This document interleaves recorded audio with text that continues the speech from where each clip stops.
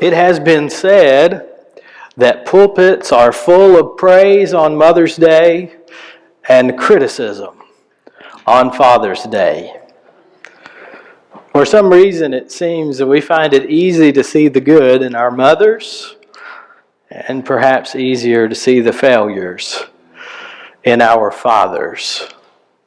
High-profile celebrities like Michael Jackson and Britney Spears, whose transgressions and challenges received a very public view, their problems have been identified with failures of their fathers.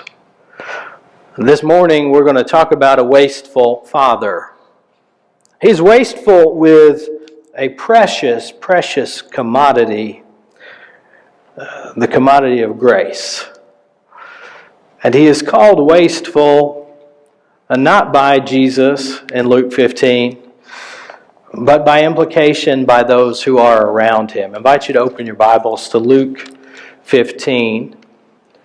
We're going to begin actually in verses 1 and 2. Luke 15, 1 and 2. Now the tax collectors and sinners were all drawing near to hear him, that is Jesus. And the Pharisees and the scribes grumbled, saying, "This man receives sinners and eats with them." Notice the kinds of people who are in these verses. You see, first of all, the tax collectors and sinners. Those whose sins, whose transgressions were publicly known, so much that they were known not for anything else but their sins. Then you see the Pharisees and the scribes. These individuals who were not known for their sins, but for their strict adherence to God's law. They were the religious gatekeepers. And then there is Jesus, God in the flesh. And the interaction between Jesus and the tax collectors and sinners and the Pharisees and the scribes. The tax collectors and sinners, those known for their transgressions, drawn to him. The Pharisees and the scribes standing in judgment of him. In Luke chapter 15, we have three parables, all of which address the attitude of the people surrounding Jesus. The first parable is the parable of a lost sheep. The second is the parable of a lost coin.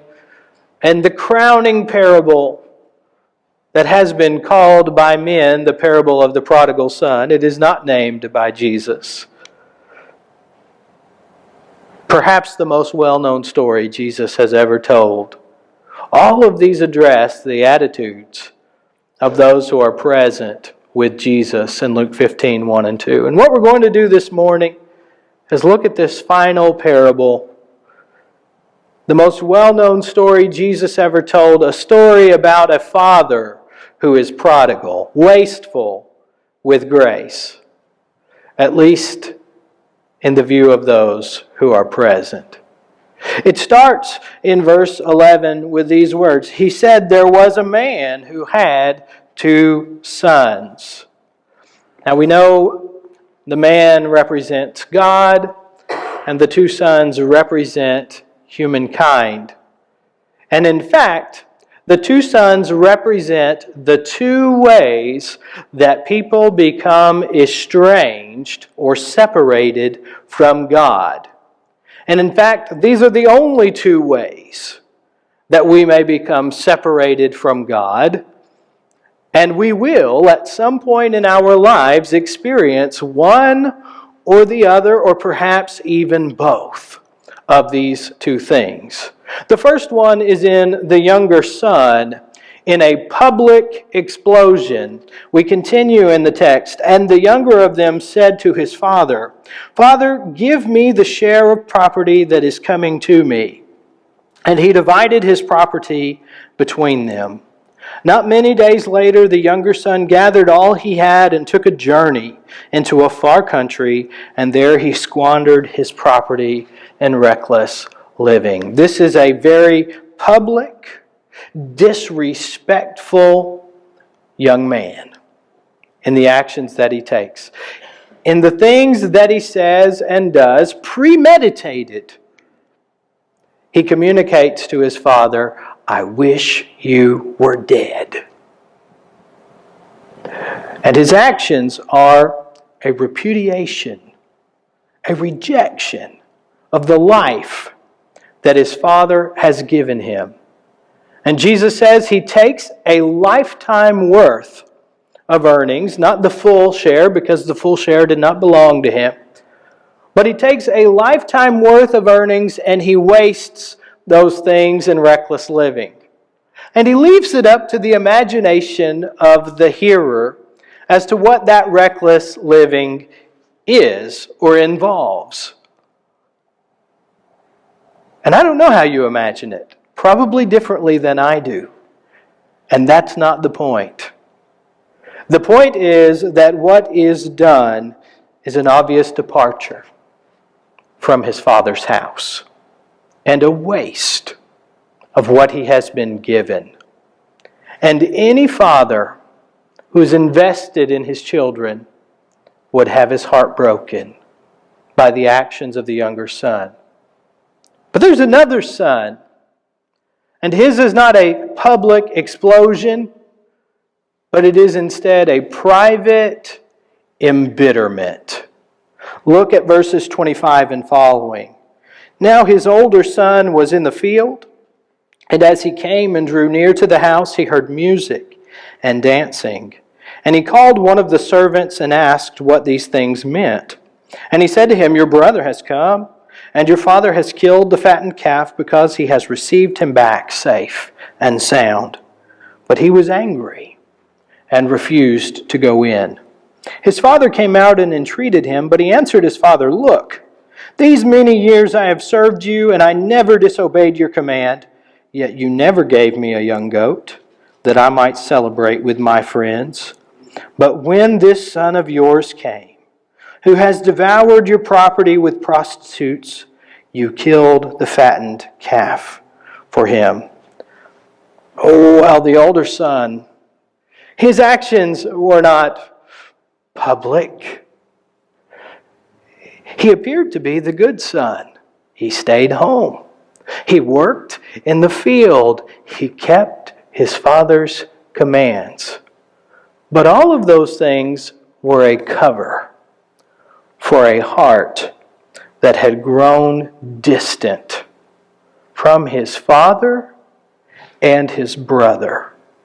And all it took was a demonstration of his father's grace to reveal this embittered attitude. Is he really so different from his younger brother? The younger brother did not value his father as a person. He valued what he could get. And when you get right down to it, the older brother is much the same. You never gave me. You never did for me.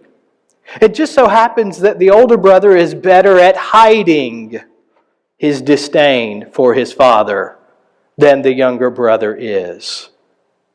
And any father who is invested in his children would have his heart broken by the actions of this son.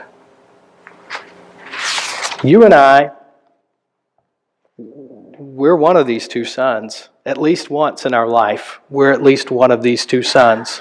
Isaiah 59 verse 2 says that sin is what separates people from God. And Psalm 14, 2 and 3, Romans 3:23, Romans 3:10, 1 John 1:8, all of these passages teach that all accountable people sin. And that means all of us have at some point separated ourselves from God.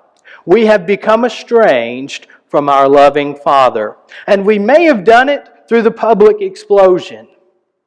We may have raised our fist to the sky and said, I know my way is better than your way. We may have sown our wild oats. We may have committed very public and disrespectful acts. Or we may have been a little bit better at covering it up. We may have even covered it with ritual. Sitting in the pew every Sunday, reading our Bible and praying, and avoiding those public sins, whether it's cursing or drinking or gambling or whatever it may be, so that on the outside we appear to be a faithful child, but inside we are distant from our Father. The older son ends up in a pigsty, and what does he want? He wants to sit at his father's table. The younger son refuses to sit at his father's table. We have all been estranged.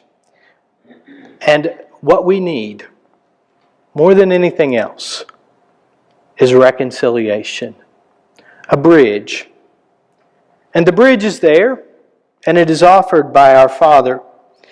As we've said, the Father is a representation of God, and He has made a way at great cost to Himself for all people to be reconciled.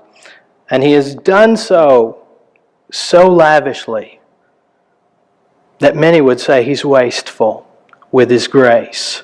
But I want you to notice the actions of the Father in the story. Look back at verse 12. This is the one that first caught me off guard in preparing this lesson. The Father indulged the Son. I have a 2-year-old. It seems like all I ever do is say no.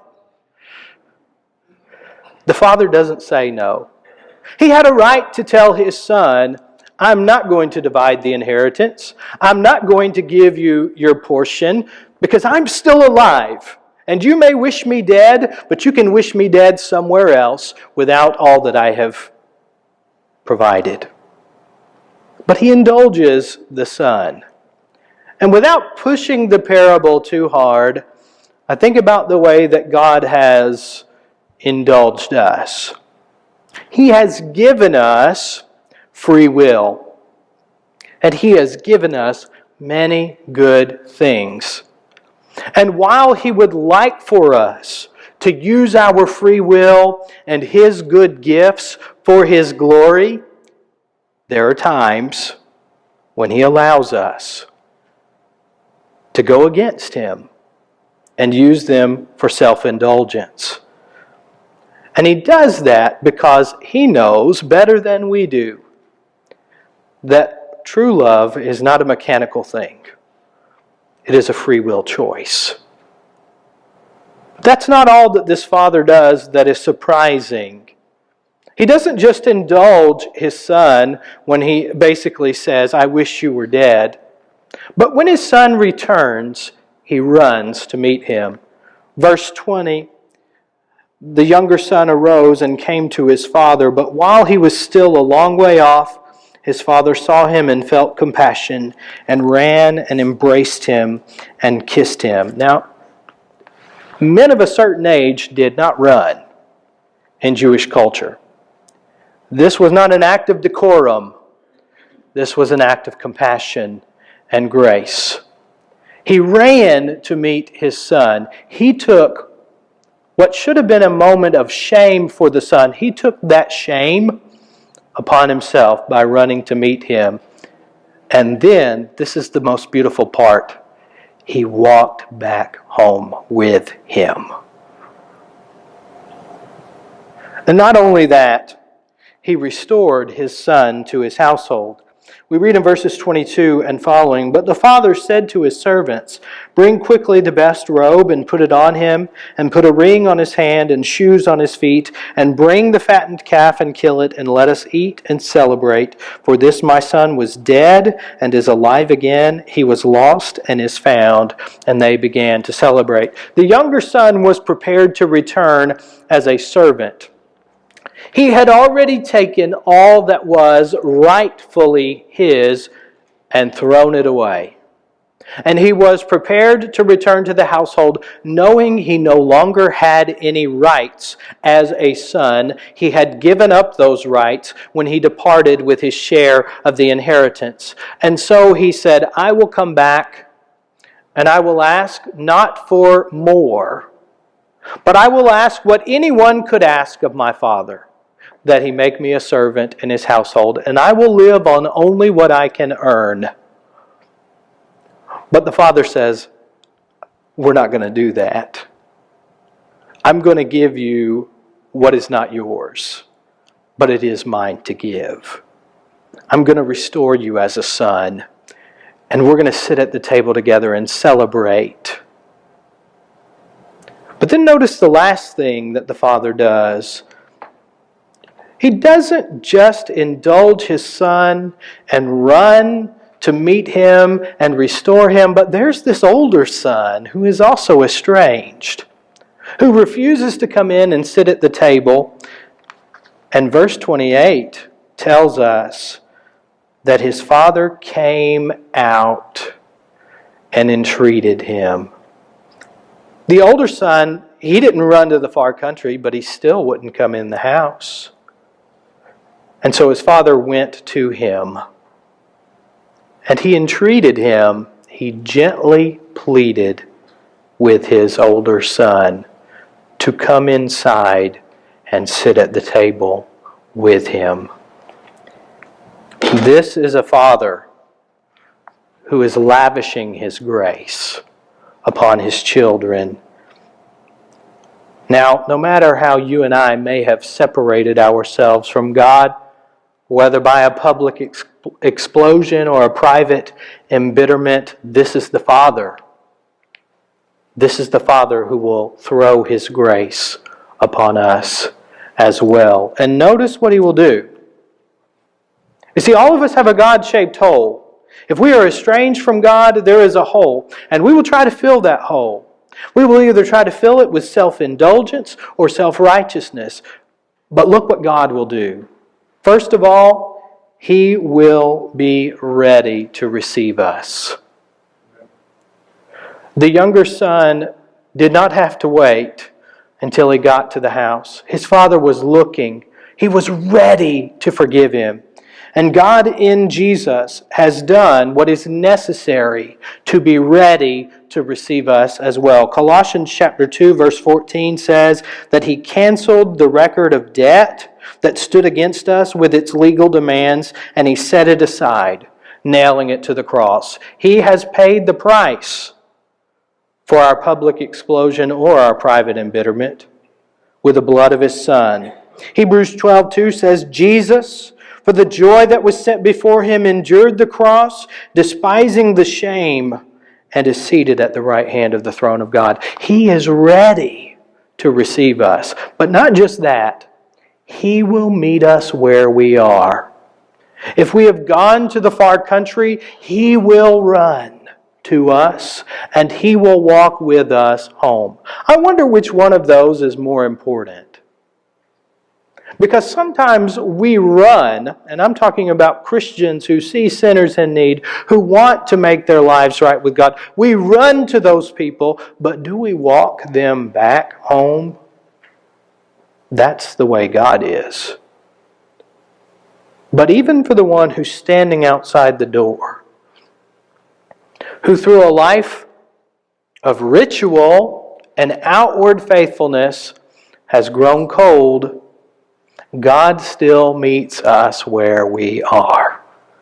He comes out and he gently pleads with us to come in to his table.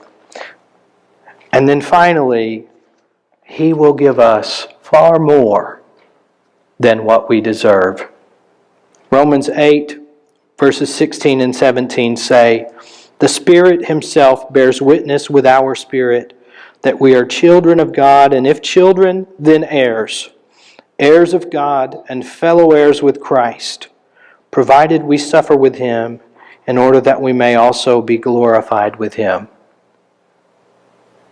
Now when you look back at Luke 15, 1 and 2, the Pharisees couldn't accept that the Christ would eat with sinners because they didn't understand that they were sinners. The younger son in the pigsty realized he wanted nothing more than to sit at the table with his father. The older son stood outside the door, so close to the feast. He could smell it. He could hear it. But he wasn't celebrating. How do we sit with the Father and celebrate? But when he came to himself, he said, "How many of my father's hired servants have more than enough bread, but I perish here with hunger? I will arise and go to my father, and I will say to him, Father, I have sinned against heaven and before you. I am no longer worthy to be called your son. Treat me as one of your hired servants." We throw ourselves to the mercy of his wasteful grace. That's how we sit at the Father's table and celebrate. And the way that God has defined for us to do that is through believing in his Son Jesus, who died on the cross, repenting, turning from sin, just like the young man. This isn't the way.